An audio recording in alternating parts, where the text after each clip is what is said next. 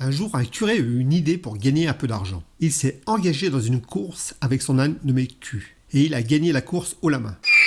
Le curé était tellement content de son âne qu'il s'est engagé de nouveau dans une autre course. Et là encore, il a gagné. Victoire qui a eu pour effet d'attirer l'attention d'un journaliste. Le journal local a écrit en première page, pour faire le buzz j'imagine, « Le cul du curé va de l'avant ».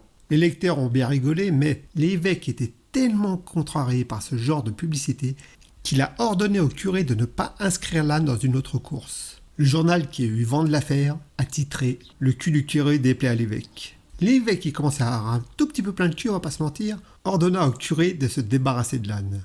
Le curé obéit et a décidé de le donner à une religieuse dans un couvent proche. Le journal local, qui était toujours à l'affût, a titré le lendemain « Une nonne a le meilleur cul de la ville ». L'évêque s'est évanoui. Il a ordonné à la religieuse de se débarrasser de l'âne. Alors la religieuse a vendu l'âne pour 10 € à une femme. Le journaliste a titré « Une nonne vend son cul pour 10 €. L'évêque, qui n'en pouvait plus de cette publicité, a ordonné à la religieuse de racheter l'âne et de le conduire dans les plaines où il pourrait courir à l'état sauvage. Là, en gros titre du journal, on pouvait lire « La nonne annonce que son cul est libre et à l'état sauvage ». En lisant ça, l'évêque a fait un arrêt cardiaque et a été enterré. La morale de cette histoire: être préoccupé par l'opinion publique ne peut vous apporter que des emmerdes, et même raccourcir votre vie. Alors, soyez vous-même et profitez de la vie. Arrêtez de vous inquiéter pour le cul des autres.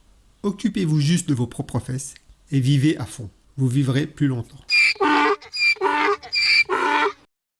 Merci d'avoir passé du temps en ma compagnie. N'hésitez pas à liker, laisser un petit commentaire ou vous abonner. Et à bientôt pour de nouvelles aventures.